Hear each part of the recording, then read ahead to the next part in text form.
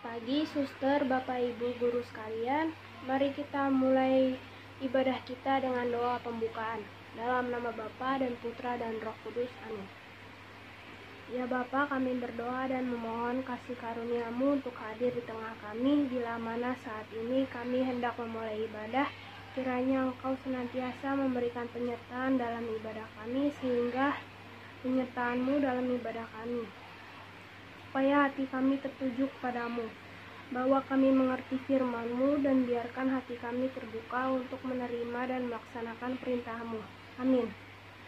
Bacaan Injil diambil dari Yohanes 8 ayat 1-11. Lalu mereka pulang masing-masing ke rumahnya, tetapi Yesus pergi ke Bukit Zaitun. Pagi-pagi benar ia berada lagi di bait Allah, dan seluruh rakyat datang kepadanya. Ia duduk dan mengajar mereka. Maka ahli-ahli Taurat dan orang-orang Farisi membawa kepadanya seorang perempuan yang kedapatan berbuat zina. Mereka menempatkan perempuan itu di tengah-tengah, lalu berkata kepada Yesus, "Rabi, perempuan ini tertangkap basah ketika ia sedang berbuat zina. Musa dalam hukum Taurat memerintahkan kita untuk melempari perempuan-perempuan yang demikian. Apakah pendapatmu tentang hal itu?" Mereka mengatakan hal itu untuk mencobai dia, supaya mereka memperoleh sesuatu untuk menyalahkannya. Tetapi Yesus membungkuk, lalu menulis dengan jarinya di tanah. Dan ketika mereka terus-menerus bertanya kepadanya, ia pun bangkit, berdiri lalu bertanya kepada mereka, "Barang siapa di antara kamu tidak berdosa, hendaklah ia yang pertama melemparkan batu kepada perempuan itu." Lalu ia membungkuk pula dan menulis di tanah. Tetapi setelah mereka mendengar perkataan itu, pergilah mereka seorang demi seorang, mulai dari yang tertua. Akhirnya tinggallah Yesus seorang sendiri dengan perempuan itu yang tetap di tempatnya.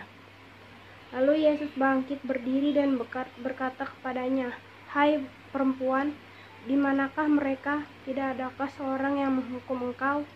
Jawabnya, "Tidak ada, Tuhan." Lalu kata Yesus, "Aku pun tidak menghukum engkau.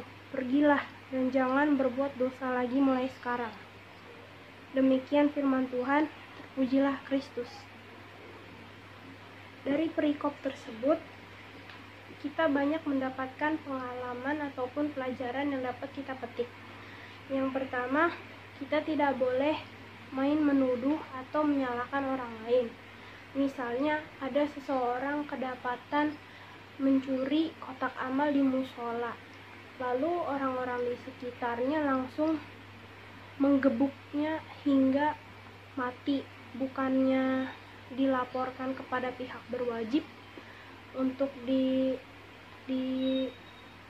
diselesaikan, tetapi mereka malah menggebuknya dan membakarnya hidup-hidup. Yang kedua, sebelum menuduh orang lain, kita harus mengintrospeksi diri dulu, karena setiap orang pasti pernah berbuat salah. Yang ketiga, jika kita pernah melakukan kesalahan, kita harus berani mengakui dan berjanji tidak mengulanginya lagi. Demikian firman Tuhan. Mari kita berdoa.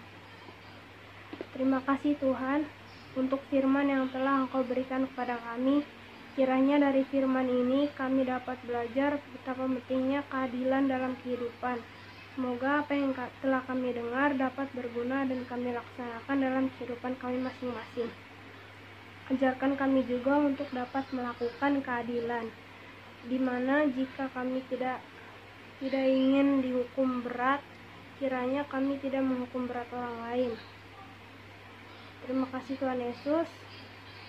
Namamu kami sembah kini dan sepanjang masa. Haleluya, amin. Dalam nama Bapa dan Putra dan Roh Kudus, amin. Sekian pembawaan ibadah singkat dari saya. Terima kasih.